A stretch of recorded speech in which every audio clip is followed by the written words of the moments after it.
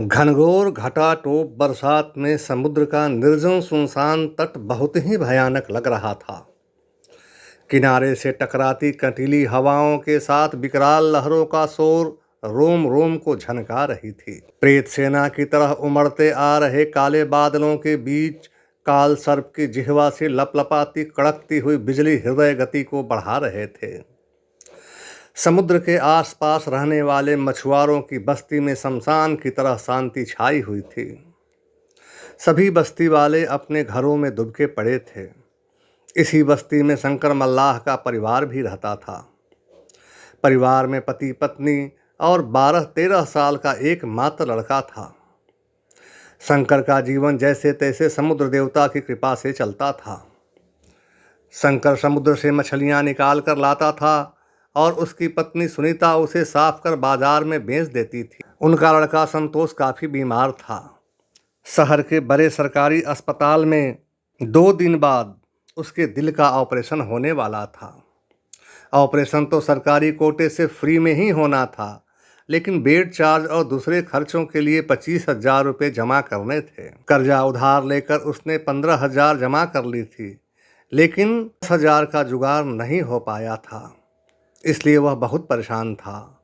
उसने प्यार से सुनीता को देखा और अपने बेटे के सर पर हाथ फेरते हुए बोला, सुनीता तुम चिंता न करो, मैं समुद्र में जा रहा हूँ। ऐसी बरसाती मौसम में मछलियाँ भी बहुत मिलती है। 2 दिन में बाकी का रकम जमा कर ही लेंगे। सुनीता फिक्र करते हुए बोली कि बात तो सही है, लेकिन मौसम बेहद ख़राब है, कहो तो मैं भी साथ चलूँ। शंकर हंसकर सुनीता की गाल छूते हुए बोला, समुद्र तो अपना माँ बाप है, हमें पालता पोसता है, उसके घर में जाने से कैसा डर। सुनीता को समझा बुझाकर शंकर इसी भयंकर तूफानी बरसात में अपनी कश्ती लेकर समुद्र में निकल गया। जाल डालते डालते वह बहुत दूर समंदर में निकल आया, लेकिन पता नहीं क्यों आज एक भी मछली पकड़ में नहीं आई थी। उसने नाव पर बनी छोटी सी मंदिर में रखे वरुण देव की मूर्ति पर सर झुकाकर बोला, हे वरुण देव, आप जल के देवता हैं और हमारे रक्षक हैं। अगर आज मछली नहीं मिली तो मेरे बेटे का बचना मुश्किल हो जाएगा। मेरे बेटे की प्राण रक्षा कीजिए। शंकर के आंखों में श्रद्धा और बेबसी के अश्रुधारा बह निकली। वह जाल समेटकर पूरी दक्षता से जय वरुण देव का नारा लगाते हुए जाल को पानी में फेंका। तभी इतनी जोर से बिजली कड़की कि शंकर किश्ती से गिरते गिरते बचा।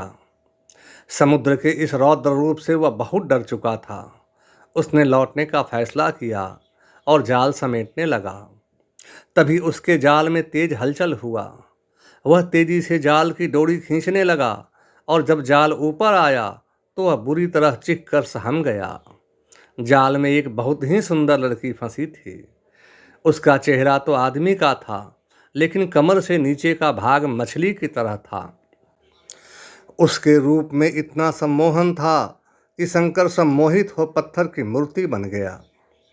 सुंदर लड़की जल लोक की जल परी थी। जैसे स्वर्गलोक में देवता, पृथ्वी लोक में मनुष्य रहते हैं, वैसे ही जल लोक या पाताल लोक में भी जल परियां और नाग बिरादरी के अनेक लोग रहते हैं। घबराई हुई जलपरी जाल से निकलने का पूरी प्रयास कर रही थी, लेकिन घबराहट में निकलने के बजाय और उलझती ही जा रही थी। लगातार जी तोड़ कोशिश के कारण वह थक कर निढाल हो गई।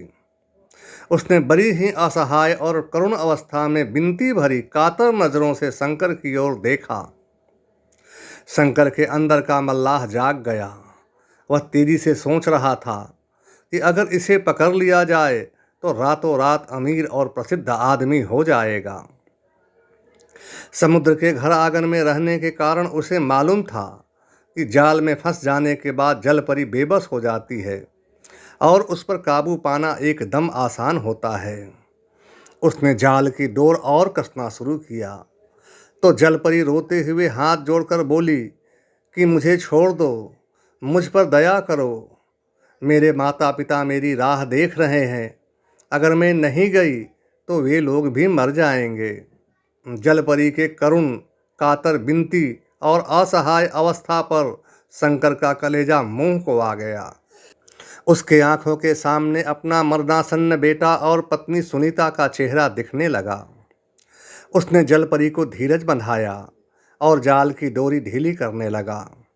डोरी ढीली होते ही जलपरी आज़ाद हो गई। उसके चेहरे पर आज़ादी की खुशी और एहसान के निर्मल भाव थे। उसने अपनी जीवनदाता को कृतज्ञता से भरी मीठी मुस्कान और नज़रों से देखा और खुशी से कुलांचे भरते गहरे समुद्र में चली गई। कभी कभी इंसान कुछ खोकर जो संतोष पाता है वह पाने से बहुत बड़ा होता है। शंकर के चेहरे पर भी खुशी और संतोष का भाव था। वह जाल समेटकर किनारे आया और कश्ती को बांधकर घर आ गया। घर आकर उसने सारा हाल सुनीता को बताया। सुनीता बोली कि तुमने बहुत अच्छा काम किया है। किसी के जान के पीछे का कोई मदद हमें नहीं चाहिए। ईश्वर कोई न कोई रास्ता हमारे बच्चे के इलाज का निकाल ही देगा। तुम हाथ पांव धो लो, मैं खाना लगाती हूँ। सुनीता घूमकर एक तरफ बने रसोई घर में जाने के लिए मुड़ी तो उसका पांव शंकर द्वारा रखे जाल में उलझ गया। वह धड़ाम से गिरी और गुस्से से शंकर को बोली, यह क्या तरीका है जाल रखने का, और अपना पांव जाल से निकालने लगी। उसने अपने हाथों से जाल को थोड़ा सरकाई तो उसमें अग्निशिखा सी तेज कुछ चमक उठी। उसने आवाज़ लगाकर शंकर को बुलाया और कौतूहल बस उस चीज को निकाला तो वह जगमगाती हुई खूबसूरत अंगूठी थी।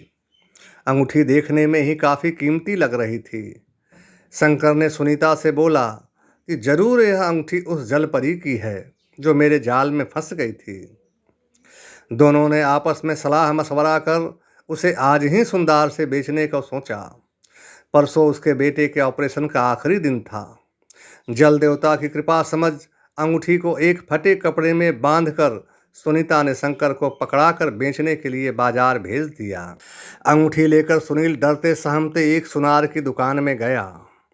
सुनार उसको देखते ही तलखी से बोला, मुंह उठाए अंदर कहाँ चले आ रहे हो? भीख ही मांगनी है तो बाहर रुको।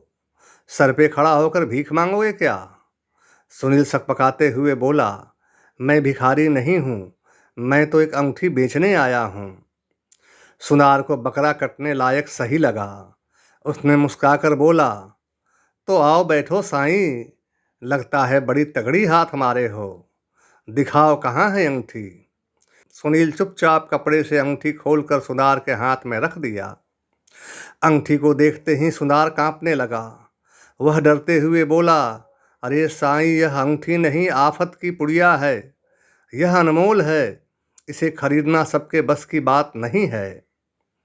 इसे अपने साथ रखने में तुम्हारी जान भी जा सकती है। इसे खरीद कर पचाना मेरे बस में नहीं है।